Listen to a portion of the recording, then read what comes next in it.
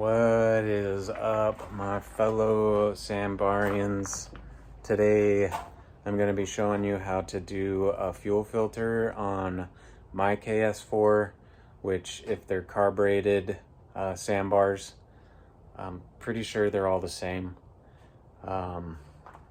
If they're EMPI like my 97 Diaz, those have different fuel filters because they're fuel injected under a lot more pressure in the fuel system, and carbureted very low pressure. So I'm gonna show you guys how to do a fuel filter on my truck.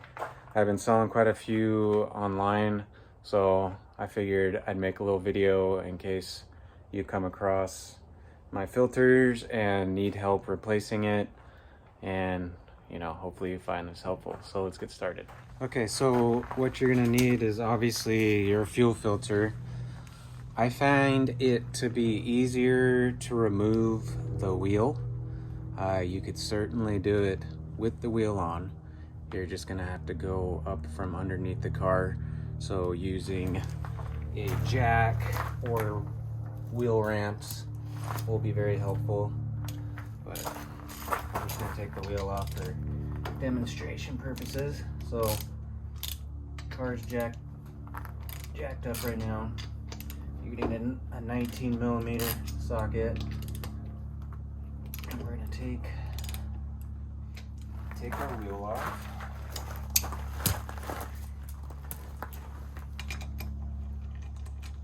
And if they're painted, you just want to be careful.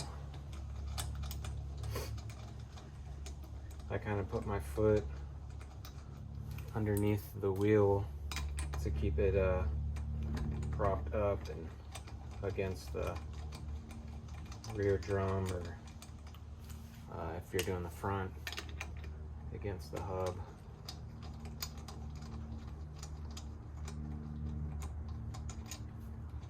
So get the wheel off. Set that aside. Okay, so let's take a look at what we got going on here.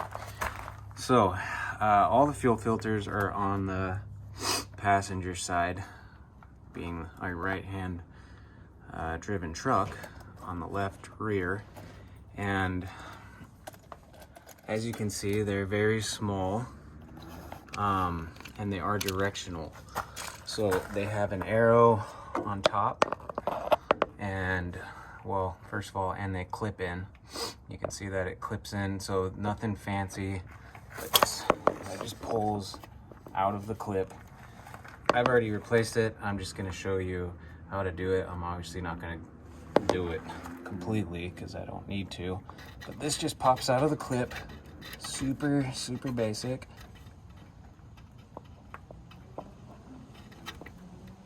Well, that's very hard with, well, you get the point. It's hard to do it with one hand holding the camera. So what I have, what is pretty helpful for doing gas, I have these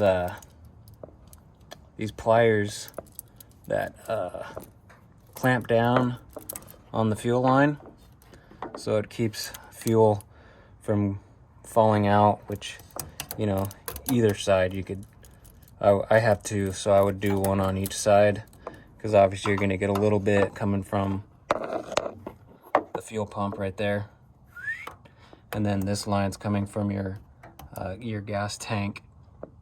And so you're going to want to clamp off your lines behind behind these clamps that squeeze the hose onto the filter. So I think I've seen some guys use vice grips, but I think they put something in the vice grips and then clamp the hose so they don't damage it. These are smooth. You can probably, I'm not sure, you can probably pick these things up on Amazon. These are Matcos I bought when I was a diesel mechanic back in the day for squeezing air lines and stuff like that. So like I was saying, The fuel filters that I have, or all of them, they're directional. They have an arrow on the top. So that is the feed of which way the fuel is going. So the pump, which is above it, that is the direction of which the fuel is going, coming from the fuel tank to the filter, then to the fuel pump, because you obviously don't want to be sucking crap into the fuel pump before it goes to the carburetor. So the arrow is going to be pointing to the left side of the truck. Just make sure that the arrow is going in the direction to the fuel pump. If for some reason it's aftermarket or something and they moved it and you know it's backwards or whatever, just make sure that arrow fuel is going towards the fuel pump. So once you take those clamps off, these rubber hoses very easily pop off the like the nipples on the fuel filter. There is someone else selling fuel filters on eBay that are like super universal. I found those, the diameter of the like nipples coming off of the filter are bigger than the one designed for the Sambar. So it's really difficult to get the rubber hose over and onto the fuel filter. So if you can, try to stay away from that one. These G-Parts fuel filters are awesome. They fit super easily and you're not struggling getting that hose on. So once you obviously pop that one out, put the new one on, you're gonna need to probably prime it a few times. So you'll hear your fuel pump clicking, and that just means that the fuel is the fuel pump feels the pressure. But you're gonna want to do that a few times, and it's gonna take a little bit to get it to fire up because you obviously just got a fresh filter on there and it needs to fill up with fuel and go through the system.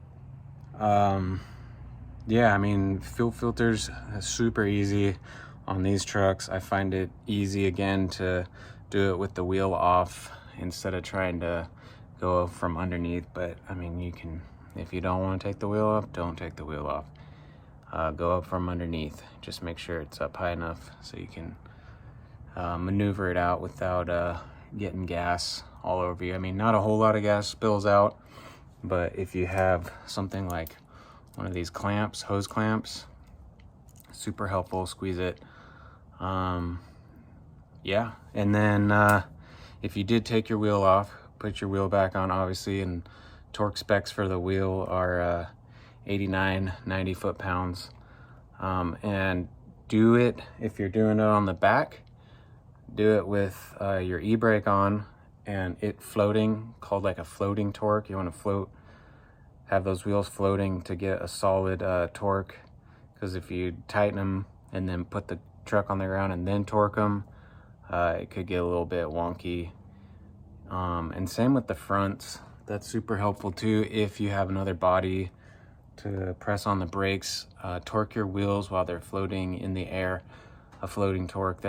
I learned that when I was working at Discount Tire. The race car drivers would do what's called a floating torque, so you get a good wheel sit, your wheel seating, your lug nuts are seating correctly. I mean, especially if you don't have hub-centric rings, it's really good to float torque, because if there's no hub-centric rings, then your wheel's gonna have a little bit of play on the hub, and you know that could cause some major issues. I don't have hub-centric rings, so I just do a floating torque and good to go. Okay, hopefully that was helpful.